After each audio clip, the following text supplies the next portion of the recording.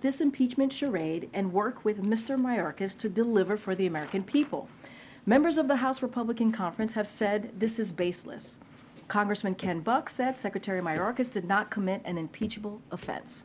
And Congressman Tom McClintock said these are not impeachable offenses. So our challenge to House Republicans is this. Will you go against the very voices you typically listen to, play a dangerous, unconstitutional game? Or will you listen to what many of you yourselves have been saying? Come to the table, work on a bipartisan border security solutions, finally fund our needs at the border, and actually tackle the problem instead of playing politics with it. So this is not about politics. This is about bipartisan solutions to help the American people and secure the border. We hope for the sake of the country, House Republicans change course from their years of playing politics with this issue. So now yesterday, a new IMF report found that the United States is leading the global economic recovery. As Axios put it, the U.S. is winning the world economic war. The United States economy grew faster than any other large advanced economy last year by a wide margin and is on track to do so again in 2024. And the Washington Post wrote earlier this week, falling inflation, rising growth give U.S. the world's best recovery. That's thanks to strong actions taken by this president to recover from the pandemic and invest in America. And yesterday we got new evidence Americans are seeing the results with consumer confidence at the highest level in more than 2 years and inflation expectations falling to the lowest level since the start of the pandemic. And before I turn it over to my colleague, Admiral John Kirby, as you all know, this Friday, the President and the First Lady are honored to attend the dignified transfer of the 3 U.S. Army soldiers we lost in Jordan. As the President said, these service members represented the very, very best of our nation. The President spoke to each of the families yesterday to offer his heartfelt condolences, and he and the First Lady will have an opportunity to meet with them in person in Dover on Friday. As the Pentagon announced yesterday, the President and the First Lady will be joined by Secretary of Defense. And so with that, Admiral. Just very briefly here at the top, I just want to note that the National Security Advisor, Jake Sullivan, had a chance to meet today with the Israeli Minister for Strategic Affairs, Ron Dermer, while he was here in town. They, of course, discussed the situation on the ground in Gaza, also had an opportunity to talk about continued efforts to increase the flow of humanitarian assistance into the people of Gaza. And, of course, they talked about our ongoing collective efforts to get all the hostages released, get them back home with their families where they belong, and those negotiations and discussions are certainly ongoing right now. Now, this meeting comes on the heels of Jake's meeting yesterday with the families of the American hostages and his discussion yesterday as well with the Emir of Qatar, Sheikh Al Thani, again, all really around trying to see what we can do to get another deal in place, another pause in place to get those hostages back with their families. With that. Admiral, I wanted to make sure I get this right. Iran's ambassador to the UN warned today that Iran, quote, would decisively respond to any attack on the country, its interests and nationals under any pretext. One, do you have any reaction to that warning? And two, more specifically, could that be read as a tacit acknowledgement by Iran that the U.S. can keep the Mideast conflict from expanding if President Biden shows restraint in his response that may be forthcoming? Folks that need to show restraint are these groups that Iran backs. But nevertheless, I would just say a couple of things. First of all, as we've said many times, we don't seek a war with Iran. We're not looking for a broader conflict. We're not looking for a war with Iran. That's number one. Number two, we have obligations in the region, including those to our troops and our facilities. And now, as Karine reminded everybody, those attacks have taken the lives of 3 of them. We will do what we need to do to make sure that those responsible are held properly accountable. Is there attribution yet of which militant group or groups were behind this? We believe that the attack in Jordan was planned, resourced, and facilitated by an umbrella group called the Islamic Resistance in Iraq. which contains multiple groups, including Kataib Hezbollah. Was KH the principal behind it? They seem to have fingerprints of this sort of precise attack. As I've said, I mean, this certainly has the earmarks of the kinds of things that Kataib Hezbollah does. But again, for our purposes today, and the question you're asking, the attribution that our intelligence community is comfortable with is that this was done by the umbrella group called the Islamic Resistance in Iraq. Thank you. John, can you tell us more about the latest hostage proposal that is supported by the U.S. and the Qataris? The U.S. ambassador to the UN said today that it envisions a much longer humanitarian pause than we saw back in November, plus more food and water and medicine. What details can you tell us? Not a lot, and that's on purpose, because I don't want to say anything from the podium that could torpedo these very sensitive discussions. Nothing is negotiated until everything is negotiated, and not everything is fully negotiated at this point, Nancy. I will tell you that in broad strokes, we are looking at an extended pause is the goal. How long? That's all part of the discussions, but longer than what we saw in November, which was about a week. We'd like to see a longer pause than that. Not just because that helps facilitate the movement of so many more hostages out. You can get more people out if there's a longer stoppage in the fighting. But so it can also give us an opportunity to increase the flow of humanitarian assistance in. We've heard 45 days. Does that sound about right? I'm not going to talk about the details. And can you talk also about, it's been shared that this would be a multi-stage process where civilian women, the elderly would come out first, then perhaps soldiers, corpses after that. What can you tell us about the notion of a multi-stage process and why that would be preferable?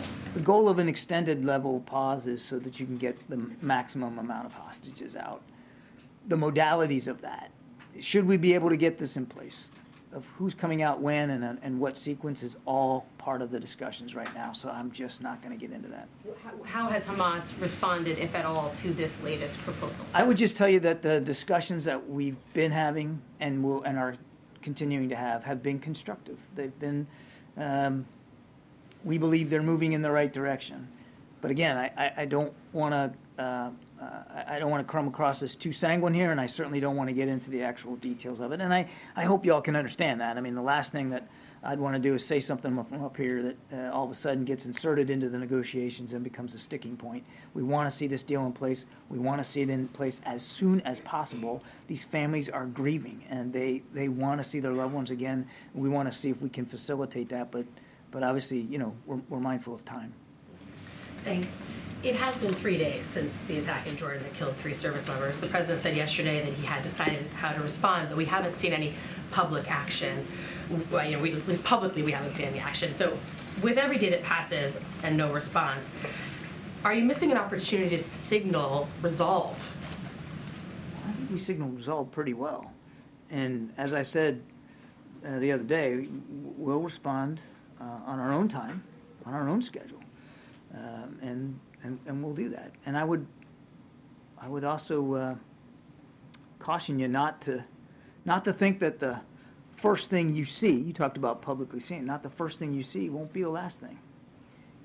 Can you confidently say that Iranian-backed forces have not begun moving assets out of the region in anticipation of a possible retaliatory strike? We're monitoring as best we can. I'm not going to speak about what the intelligence assessments tell us.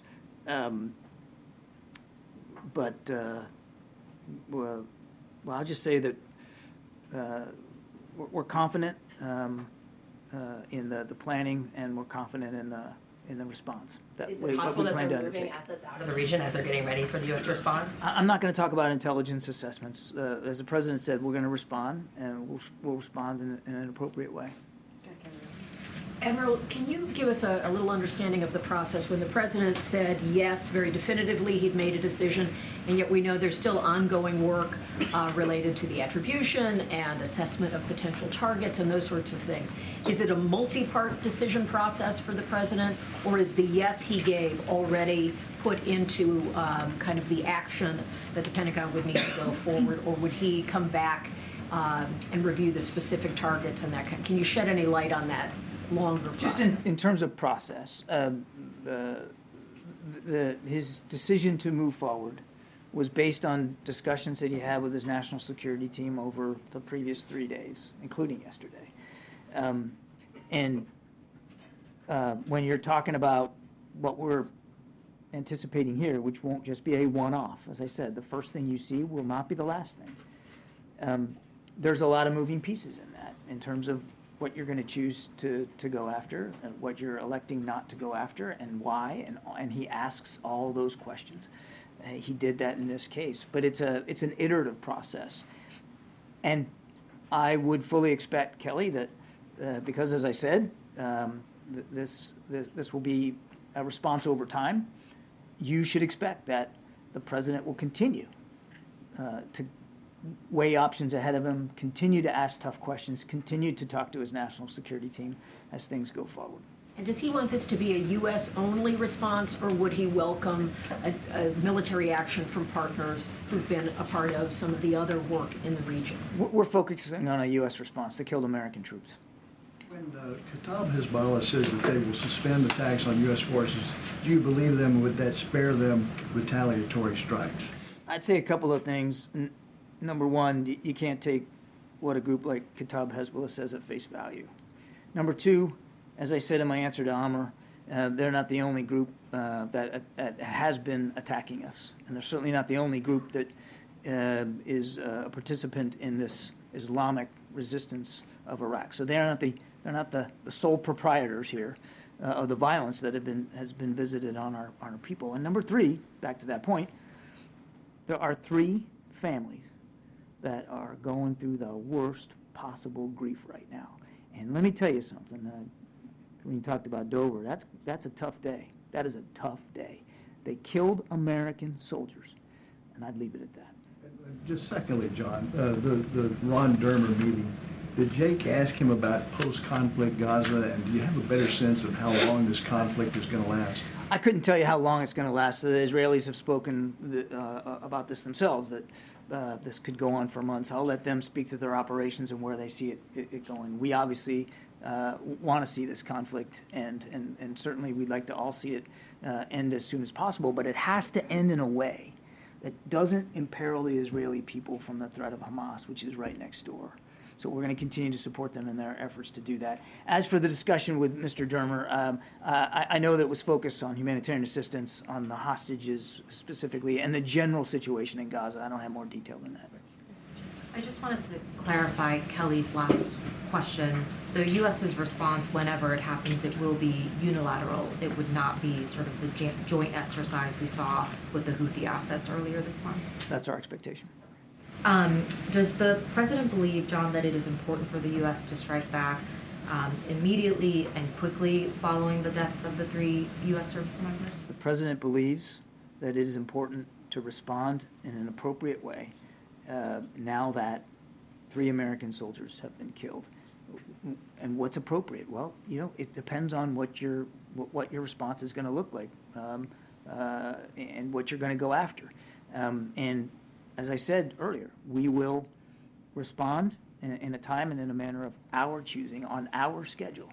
And just because you haven't seen anything in the last 48 hours, that doesn't mean that you're not going to see anything. And as I said earlier, when you see the first thing, don't come to be thinking that that's going to be the last thing. Is the president open to maybe holding off on whatever strikes may come to give time and space for the ongoing hostage negotiations to continue moving in the right direction? Is that a consideration? As I said a few days ago, there should be no impact. There's no reason why what we're trying to do in terms of getting hostages out and what we have to do to respond appropriately to this latest attack in Jordan for one to affect the other. So we are going to respond. We are also going to continue to work on trying to get the hostages out. Both can be done. Absolutely both can be done. Well, it could certainly be a complicating factor, though, right? As if it's not complicated already, MJ. I mean, this is hard work. This is hard diplomatic work that's going into trying to get those hostages out. It's hard. But that doesn't mean that you put the brakes on that because you feel you have to respond, which we do. And it doesn't mean that you don't respond to the attacks in Jordan because this diplomatic work is still going to remain difficult ahead of us. We can and we will do both. So you're saying the hostage negotiations, that those are not a factor in the president's thinking and deliberations over how to strike back, that those two things are totally separate in his mind. I don't think I'm going to parse out the president's decision-making process here. I think, though, hopefully I've adequately answered the question.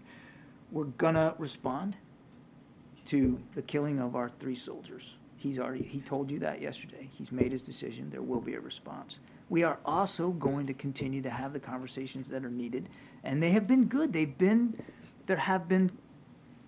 has moved in a constructive way. Again,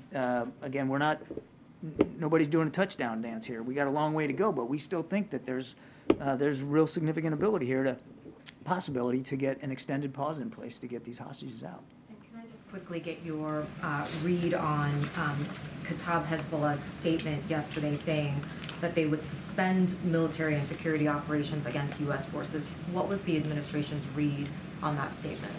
I think, as I said to Steve, we certainly read it, but we're not going to take it at face value. And we recognize that they're not the only group that has been attacking our troops and our facilities in Iraq and Syria. John, just separate topic. The FBI director was on the Hill today. He said Chinese hackers are preparing to wreak havoc and target critical U.S. infrastructure. Has the administration seen any evidence that critical infrastructure could be compromised, and what are you doing to strike those? I would just tell you that this is something we monitor very closely all the time, and we take all these threats seriously. You have to. Each and every day. There's not a day where we're not taking a look at cybersecurity, particularly when it comes to critical infrastructure. I think that's as far as I'm going to go on that. Jake met with the Chinese foreign minister recently in Bangkok. Did that issue come up at all? Did he bring up cyber in their discussion? I won't get into the specifics of the conversation. This was a follow-up to the meeting out in San Francisco between President Xi and President Biden, and really meant to look at the ways in which both our countries are meeting the commitments coming out of that discussion, including the work on counter-narcotics, the military-to-military communications, the restoration of that, and a whole range of other issues, including cross-strait tensions. Thanks, Karine. John, do you have confidence that the Kenyan government has satisfied the requirements from the Kenyan Supreme Court outlined for this multilateral force to be sent to Haiti? And if not, what is your plan B? Obviously, the U.S. has been pushing for this multilateral force to be led by the Kenyans for some time, and the UN Security Council resolution is predicated on their leadership. So do you have a plan B if that doesn't work out? We were very grateful that Kenya had agreed to step up to lead that multinational security effort. I'll let the Kenyans speak to where they are in the judicial process. That's really not for us to speak to. We're grateful that they had stepped up and volunteered to do that. We still believe that that kind of multinational security presence in Haiti is important. We still like to see it move forward. We're obviously watching closely what happens in Kenya, but it's really for the Kenyans to speak to. It won't change, regardless of how this comes out. Won't change our central position that we believe some sort of multinational security force presence on the ground is important for the people of Haiti. I mean, they still are suffering the violence of these criminal gangs and thugs and organizations that are just literally making life almost impossible for the people of Haiti. So we still believe that's important. Thank you. Admiral, given the Chinese hacking warning, can the American people feel confident in the electoral system? What I can assure the American people of is that we take cybersecurity extremely seriously. We put a new strategy out just last year, a cybersecurity strategy.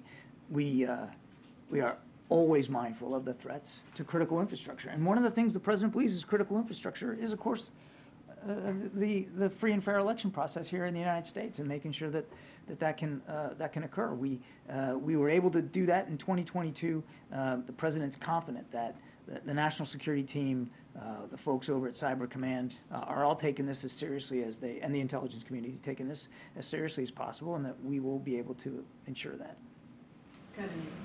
Thank you so much, John. I've got a question on Turkey and another one on Venezuela. Just starting with Turkey, we're seeking an update on their possible return to the F-35 program once or if they scrap their Russian defense missile system. But I just wanted to ask you, what this process would look like, would sanctions need to be lifted, and what does the White House want here? There's no change to our view that the F-35 program for Turkey is incompatible with their use of the S-300 and S-400 missiles. So we're still having those discussions. And should Turkey be able to resolve our concerns about that, then there could be a restoration of movement into the F-35 program. But that's where we are. There's no change to that. On Venezuela, their leadership now says they'll suspend U.S.-Venezuela repatriation because of the U.S. threat of sanctions that you outlined on Monday.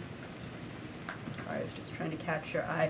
How does the White House... I'm listening. I'm listening. I'm just texting somebody. No, I'm taking notes so that I don't screw this up. See that affecting movement on the southern border, and what are you doing to prepare for that possible challenge? So I really don't have much more to give you today than what I gave you the other day. The Maduro regime made commitments back in the fall about what they were going to do to allow free and fair elections and allow for the active participation of opposition parties. They have until the spring to move forward on those commitments, and we're going to be watching it closely. I'm not going to preview any economic levers at this point. We're looking for the Maduro regime to step up and meet the commitments that it made in October. So the President will host the Japanese Prime Minister Kishida for the Osprey visit on April 10th. It's still January, but what should we expect from the meeting? And speaking with Japan, Japanese company Nippon Steel offered to buy U.S. steel last December. I know the President already welcomed the investment from the foreign countries. So what is the President's opinion on this offer? So the President's looking forward very much to having Prime Minister Kishida here. Japan, as you know, a terrific ally and a great friend, not just in the region, but the effect that they have around the world. So there's going to be a lot on the agenda. It is January, and the state visit is in April. I have no doubt that you'll hear more from us in greater detail as we get closer to it. But look, the tensions in the Indo-Pacific, opportunities to improve our alliance, the capabilities, opportunities to improve trilateral cooperation with South Korea, Japan, and the United States together. There's going to be a lot to talk about. I don't have anything new to say about this U.S. steel potential purchase. That would be inappropriate for me at this time, but I would just tell you that the President is the most pro-union president we've had. He absolutely wants to make sure that there's a level, fair playing field for steel workers in this country. That will always be foremost in his mind. That's about as far as I think I can go. Thank you so much. I will have a question on Ukraine. So the EU said today that they would only be able to supply 500,000 artillery rounds that they had pledged for Ukraine, and this comes at a time when U.S. assistance has stopped. So how bad is all this for the Ukrainian forces, and do you see an impact on the battlefield already? It sure as heck ain't good. And this is why we need the supplemental funding. It's critical. And artillery rounds are one of the most expended munitions on the battlefield, continue to be. It's absolutely critical that we get this funding for Ukraine so that we can get back to leading the world in supporting Ukraine and their ability to defend themselves. So I can't speak for the European Union or other European nations, but I have said in the past that other nations will be looking to us for our leadership. They will be looking to us for decisions and certainty about what support for Ukraine is going to look like going forward. It's absolutely vital we get that funding. Thank you. Admiral, right now, obviously the U.S. is contemplating retaliatory strikes that could be in Iraq or in or around Iran or other countries. U.S. and British planes have hit targets in Yemen. U.S. forces have come under attack in multiple countries in recent weeks. All these are part of the same larger conflict. At what point would the administration consider this to be at least a small regional war? Yeah. Well, I absolutely don't agree with your description of the same larger conflict. There's a conflict going on between Israel and Hamas. You didn't even mention that one. Yeah, I'm mentioning it. And we're going to make sure that we continue to get Israel the support that they need to defend themselves against a still viable threat. We were there were attacks against our troops and facilities in Iraq and Syria well before the 7th of October, certainly in the last administration as well. And as for the Houthis, they can claim all they want that this is linked to Gaza. But 2/3 of the ships that they're hitting have no connection to Israel whatsoever. So it's just not true. It's a falsehood. And we're going to continue to do what we have to do to protect that shipping. And as we did just today, if we see an opportunity to prevent a missile from getting launched, we'll take it out. We'll do what we have to do. And on the subject of Gaza, officials with the World Health Organization, the UN World Food Program, and UNICEF are all warning that the humanitarian situation there is quickly approaching the point of being a famine, and that the decision by the U.S. and other countries to pull UNRWA funding will make the problem even worse because of UNRWA's unique capabilities in Gaza. Does the White House share these concerns, and what's the administration prepared to do to fill any gap in aid to Gaza caused by the decision to defund UNRWA? We absolutely share the concerns about the humanitarian crisis that's in Gaza right now. Certainly we know that severe hunger is one of those issues, which is why we're working so hard to get more security assistance into the people of Gaza, which is why it's so important that these discussions that we've been having about an extended pause actually come to fruition.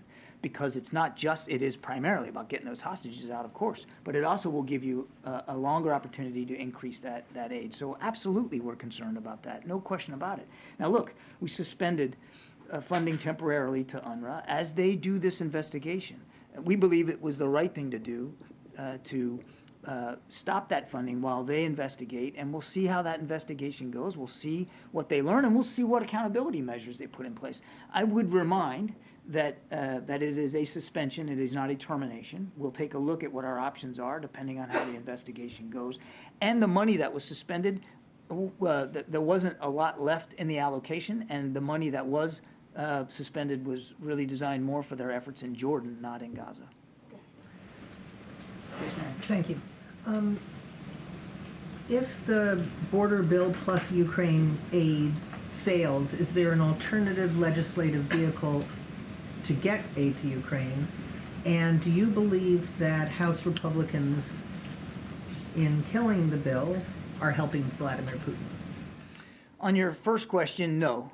The National Security Supplemental is what we need. It was thoughtfully calibrated, thoughtfully arrived at through discussions with our Ukrainian counterparts. We need that funding. Right now, as you and I are speaking, we aren't sending additional security assistance to Ukraine. There's nothing left. We've got to have that funding. And on your first question, do I think House Republicans are supporting Vladimir Putin? I'm not. Look, I'm not going to get up here and impugn members of Congress. We believe that there is strong bipartisan support and bicameral bipartisan support for Ukraine. And the leaders on the House side of those oversight committees for national security, intelligence, foreign affairs, they all supporting Ukraine. But it is a matter of getting there, and there are active negotiations going on. Now I'm not going to get into Karine's lane here, because this is really what she's been talking about, but there are active negotiations going on, and we're doing that in good faith. If that supplemental is the only vehicle for aid to Ukraine, if that fails, there's no aid to Ukraine. Well, look, what we need is the National Security Supplemental funding. That is the discussion that's going on right now. I can't put myself 2 or 10 steps ahead of where we are right now and what that would look like. We want to get the funding for Ukraine. President submitted the supplemental in October. We believe it's the right amount, and we believe that that's the right vehicle to get it to them. Thank you, Karine. John, you've been saying since October 7 you don't want to escalate, and when you've been asked last time what do the Iranians want, you referred us to the Iranians. But what's the strategy behind repeating the message, we don't want to escalate? Did the Iranian convey a message, a private message to you that they don't want to escalate again? I don't have any private communications with Iran to speak to. I'm not really, I probably don't understand the question as well as I should. Nothing's changed. We don't want to see the conflict widen or escalate. And almost everything the president has done since the 7th of October has been designed to prevent that escalation, Now, of course, I'm mindful of the attacks by the Houthis. We're mindful of the lethal attacks in Jordan, which is why he's taking the actions that he's taking, and it's why he's about to take the actions we're going to take. One more question on the HK statement yesterday. Was it Kataib Hezbollah statement yesterday in Iraq?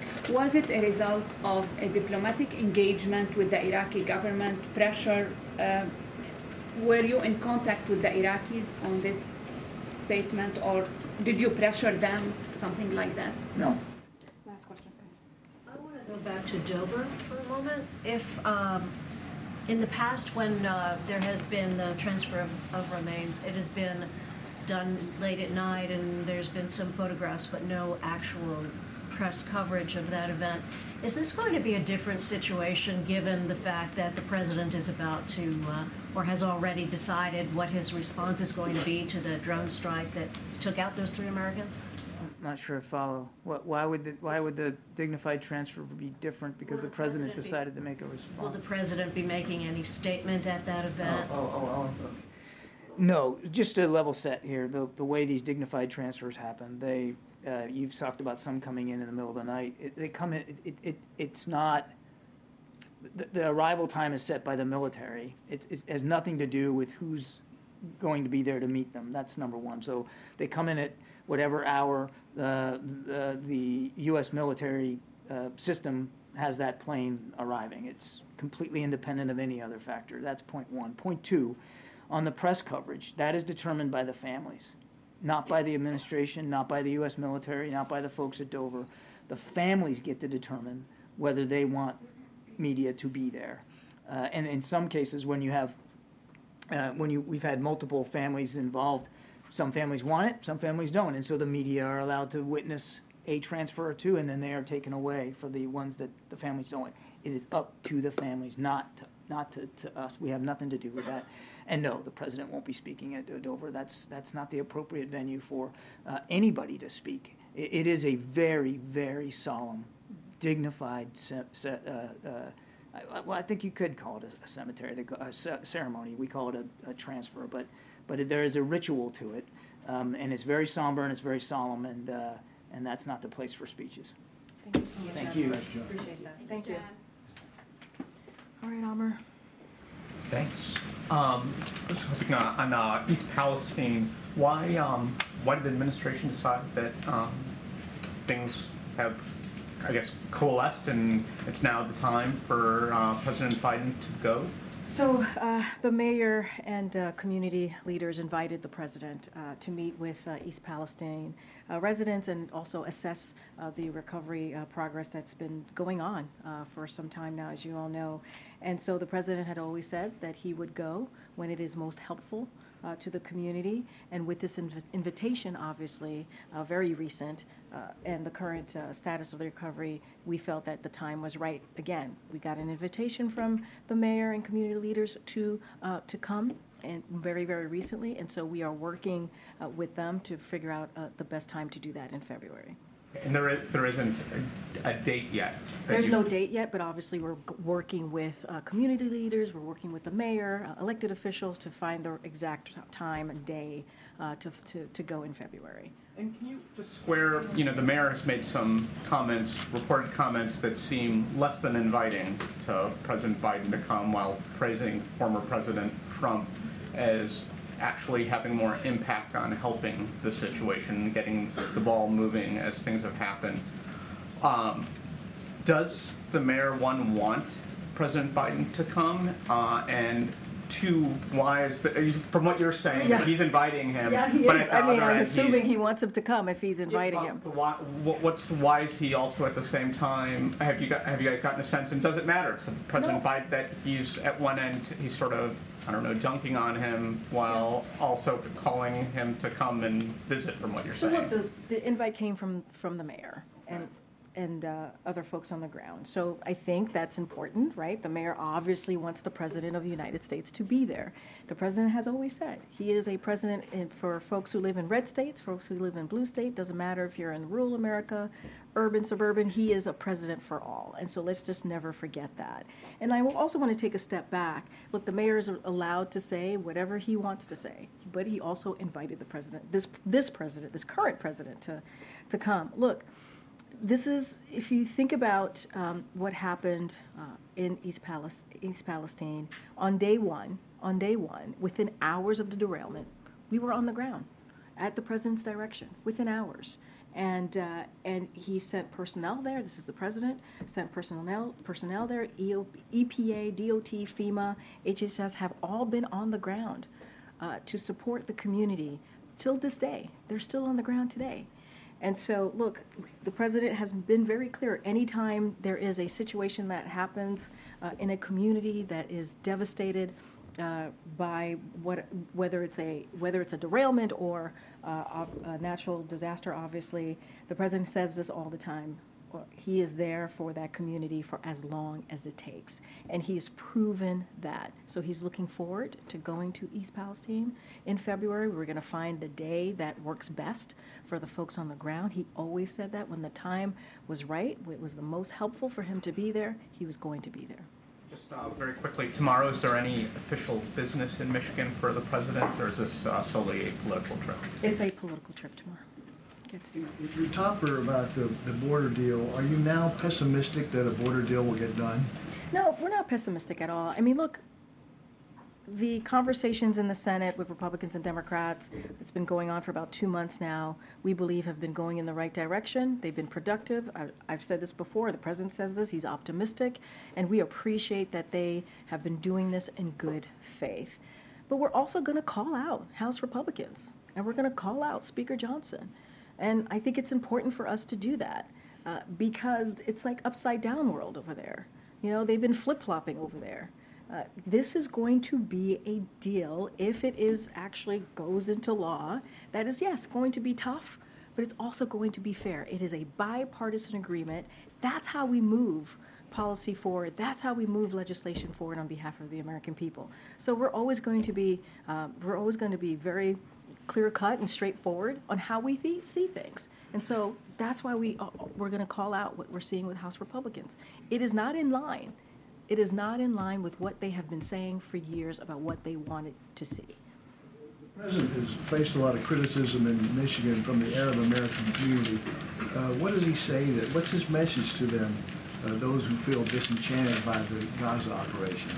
So a couple of things. Obviously, as Armour was asking me, tomorrow he's going to be going to Michigan. It's going to be a political organized trip that is going to be done by the campaign. So any itinerary or pieces like that are related to that particular trip, the campaign could answer to that more broadly, obviously. But what I would want to say is that you know, the president has met with Americans with varying opinions about the conflict that we're seeing, sadly, in Israel and Hamas.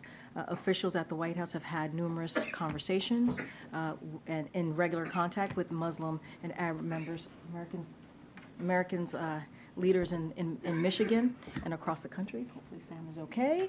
Get some water. Concerned for him. Look, the president's going to continues to believe that Israel has a right to defend himself. They have a right to defend itself as long as they continue.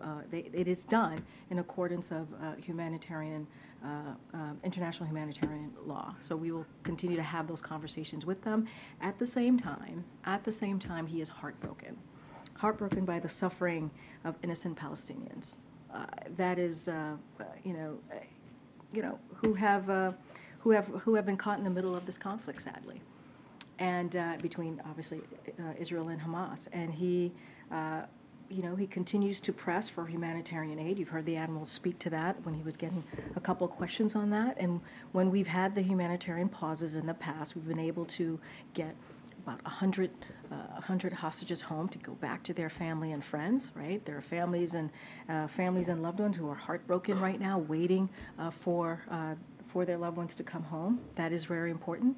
And also to make sure we get that much needed humanitarian aid into Gaza. And so this is what this administration has been doing around the clock, trying to get to another humanitarian pause so that we can get that much needed assistance into Gaza and get those hostages home to their loved ones. Karine, is the White House open to a separate bill that funds Israel and Ukraine and tabling the current supplemental package as some Senate Republicans are discussing? Look, what we want, and to answer that question very straightforward, is like we want the National Security Supplemental to be passed. That's what we want. As you know, we introduced that in October. I've said this very, very often when the president asks for a supplemental bill, it is because it is an emergency request. This is an emergency request that we believe is important for our national security, hence the name of the supplemental, for not just for around the world, but for us here, for Americans here in this country. And so we are going to be very focused on getting that done. We appreciate the conversations that's happening on the border security in the Senate, both Republicans and Democrats, but we want to see the National Security Supplemental bill move forward as it stands, as it is all together. I understand that's your preference, obviously, but is the White House open to a separate bill that just deals with Ukraine and Israel? That's not the discussion we're having. That's not what we're looking for. That's not what we're moving towards for. That is not the discussions that we're having. That is not what we want to see. We want to see the entire we want to see that National Security Supplemental move forward. That is what we're working towards. Just to clarify, when you just said that's not the discussion that we're having, do you mean that the White House has not been engaged with Senate leaders, Senate Republicans in particular, about that idea, which is being discussed right now? So what we are focused on, sir, I mean, the answer is we're focused on getting the National Security Supplemental moved forward as is, in the way that the president requested it. That's what we want to do. That's how we're moving forward. And that is, we believe, what has been asked in that bill. Those different components, those different pieces are incredibly important. It is what's needed for our national security, and we need to move forward with it as is. Has anyone at the White House had discussions Look, with members about that idea? Look, I don't have any discussions to share with you about that. I can tell you what we're moving towards. We're moving towards on making sure that we get that National Security Supplemental move forward as it is, as the president requested from Congress.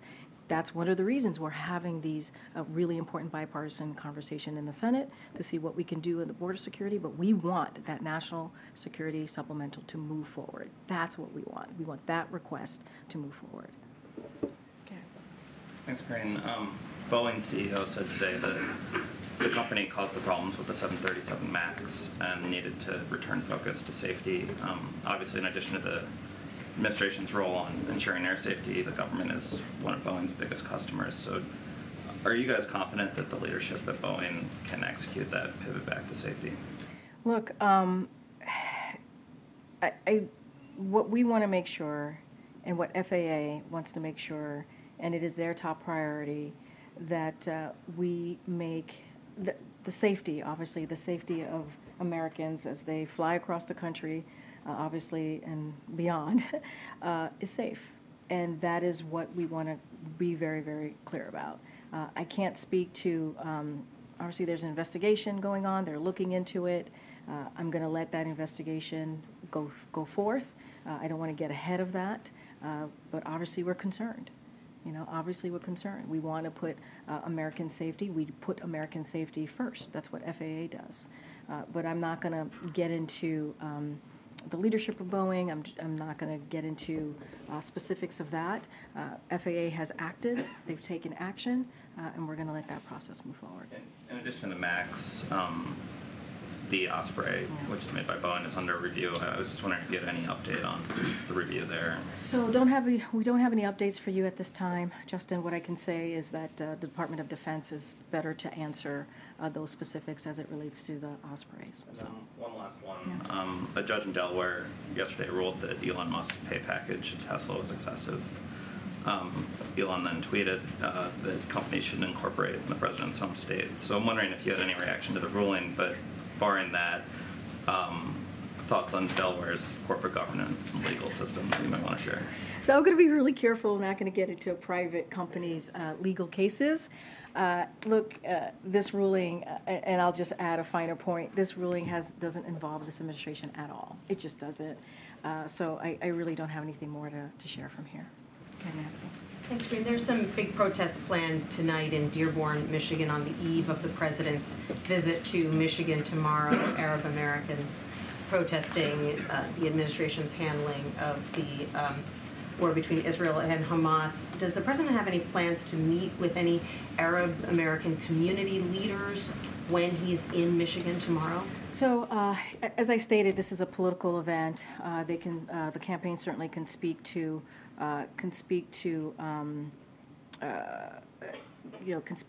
the different parts of the trip directly. I'll say this, and I kind of said this at the top when I was asked this question. The president has had meetings with Muslim and Arab leaders. Obviously, we don't read out every meeting. So has White House officials here have been in regular contact with Muslim and Arab leaders, folks in those community. Don't have anything else to share beyond that. And I've laid out that we understand. Like, we get this is a very difficult time for people. We get that. We get that it's a very difficult time for folks. We always believe it's important. The president believes it's important for Americans to feel like their voices can be heard, and to do that in a peaceful way. And so that is where we're always going to be on that.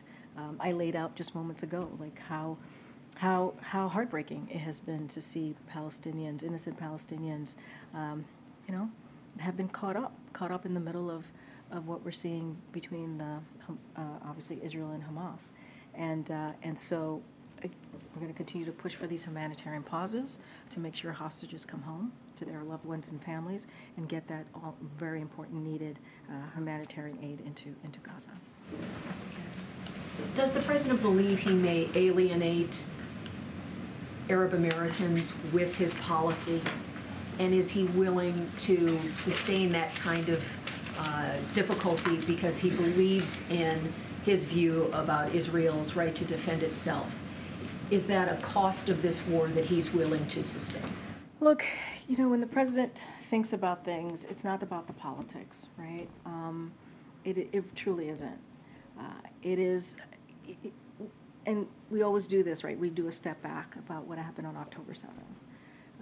Israel was attacked by a terrorist organization, Hamas, and those leaders in that organizations have said they want to see October 7th happen over and over and over again.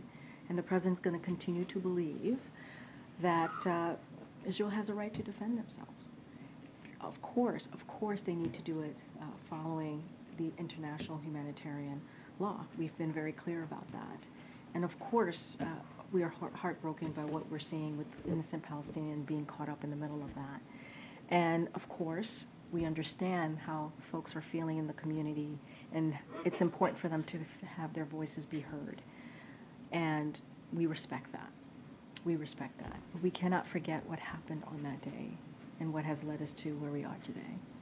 On a separate topic, there have been notable exchanges on Capitol Hill today with some of the tech company executives being questioned about their content and about protections for users and so forth. Do you know if the president has had a chance to see any of that?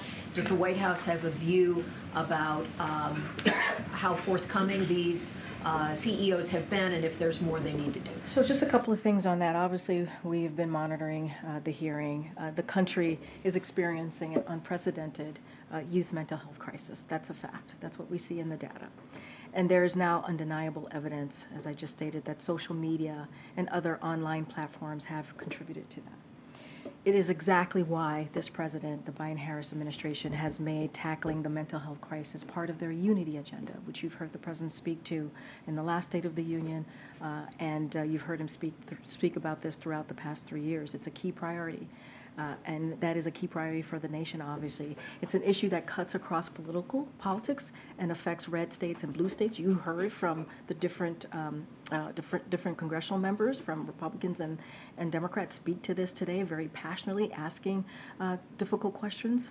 And it's why this administration has invested historic resources and launched new tools to ensure the safety of Americans here. So we know there's a lot more work to be done. The work is far from over. This administration is going to remain to be committed to providing Americans with the support and the resources needed as we're dealing with this crisis right now. Following up on that, Senator Lindsey Graham said specifically to the CEOs, you have blood on your hands, you have a product that is killing people. Is that the view of this administration? Look, I'm not going to let the senator obviously speak to him for himself. What I can state is that the data, the evidence, there is evidence that showed that these platform has been devastating to our young people's mental health. And it has been part of a mental health crisis that we see here, and that's why this president has taken action.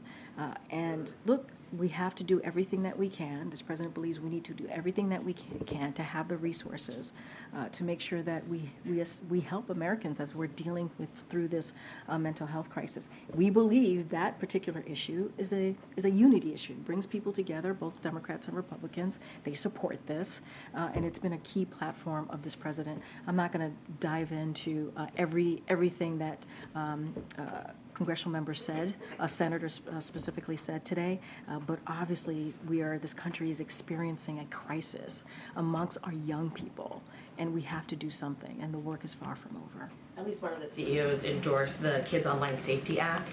Anything about that bill in particular that the White House might like? Have you had conversations with Senator Schumer about trying to get it for a floor vote?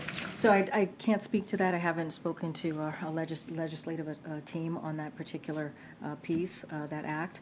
But obviously, we think Congress has a place here to act to move forward legislation to strengthen protections for children's privacy. We think that they can do that to protect the health of kids, to protect safety online for children. They can act, and they can certainly do things to move forward on that. If I could ask just one about the immigration negotiations, we learned from some of our Senate sources, and it's been talked about a lot of other outlets, about part of the deal, including the deal that's still being worked on, including these numbers, that the border could be shut down specifically if migrant crossings increase above 5,000 per day. Were those numbers acceptable to the White House? Were they the numbers of the White House or the president was pushing for? I'm not going to get into specifics or details. I just don't want to get involved from here, the podium, on what's being discussed, what's being negotiated. I think it's just the right thing to do to give folks the space as they're doing this in good faith in the Senate. I think it's important to do. We've been very clear. We think the system is broken. Immigration system is broken. We have to do everything that we can to deal with the challenges at the border. And it's good that there's bipartisan support in moving forward in that way from the Senate. And so that is what we've been very clear about.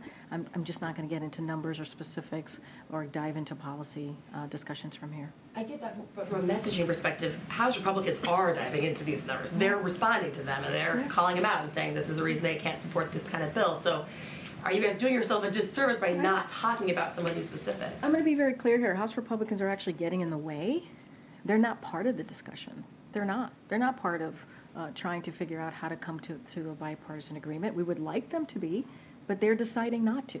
And it's on them. The question to them is, why aren't you all interested or wanting to work with your colleagues over at the Senate?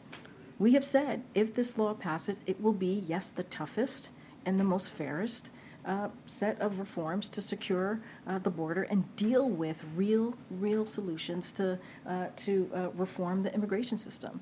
That is what we believe. And let's not forget what the president put in his supplemental, right? He wants the border agents, drug detection equipment, immigration judges, and asylum officers. He wants resources. And so that's what the president is looking toward to do in the supplemental. He laid it out very clearly. But House Republicans are, they're flip-flopping on this. They're truly flip-flopping on this issue. Go ahead, Jared. Is there a timeline or deadline for these talks, or are you happy to just have them be open-ended as long as it takes? Well, we think it's moving in the right direction. We think it's happening in good faith. We appreciate the conversations that are happening on the Hill with the bipartisan legislators in the Senate, more specifically. And we want this to move as quickly as possible, obviously. Yeah. Do we want it to happen today? Did we want it to happen 2 weeks ago? Obviously, yes, but we want to give them the space to do this. This is an issue that we have been dealing with for decades, even in the last administration, obviously, for decades. And so now we're at a moment where we can come to a bipartisan agreement, where this is happening in the Senate. And so we think that's a good thing. As you heard me call out House Republicans, because it's important to do. they're being disingenuous right now with where they are, where they've been on this issue, and we're going to call them out. I ask because a lot of times these bipartisan talks that deal with like fiscal issues or whatever have a date certain, right? There's a government shutdown deadline or something else, right? A trigger. That's not the, so there's not like a date circled on the I don't have a calendar. timeline for you, Jared. I don't. We want to get this done, obviously, as soon as possible. Let's not forget, I talked about 3 years, more than 3 years ago, more than 1,000 days ago, we put forth, the president, his very first piece of comprehensive legislation was to deal with immigration. That's what he wanted to do on the first day. So it's been 3 years. So obviously we want to get this done. Go ahead, Phil. Two questions on East Palestine. First, has the White House coordinated or discussed with DOJ any type of damage settlement or compensation for folks there who were affected by the derailment? So I don't have any specifics. I would have to refer you to the Department of Justice on that piece. Obviously, we want to make sure that Norfolk Suffolk is held to account. We're going to make sure that happens. We are determined to get that done.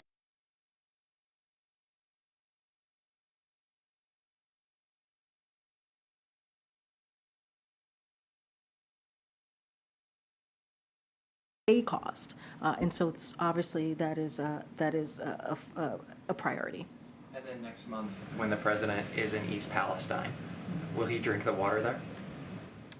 I mean, look, what I can tell you is the president's focus has been to do everything that he can to support this community from day one. We get what's going on the ground. We understand what's going on. That's why we've had the EPA. That's why we had DOT. That's why we had HHS. That's why we've had FEMA on the ground. You know, this is not about some sort of like political stunt here. This is not what this is about. This is about this president being a president for everyone and showing up for this community. That's what this is about. I'm not going to get into some sort of political stunts about drinking water. What we're going to focus about is making sure they have what they need. And the president was invited by the mayor, by community leaders. He's going to show up. He always said he would be there when it was the most helpful. The reason I ask is, despite some of the federal assurances, there are folks on the ground who are not political and are just very concerned, and they doubt some of the assurances they've gotten from the And we federal. understand that. We get that. We get that. Something horrible happened to that community. A derailment happened in that community that caused a lot of, some damage, real damage to folks who live there. We get that. That's why we've had, again, EPA, FEMA, HHS, DOT on the ground within hours by this president's direction. So we're taking this incredibly seriously, Phil, and the president's going to go down there in February when the time permits, right? The best time to do this. We're working with folks on the ground to visit the community and be there. And it's not going to be about politics. It's not about being in a red state or a blue state. You hear us say this over and over. You hear from the president over and over again because he wants to make sure that he's there for this community. I have to go. I actually have to go into the Oval Office. Thank you, everybody. Thank you.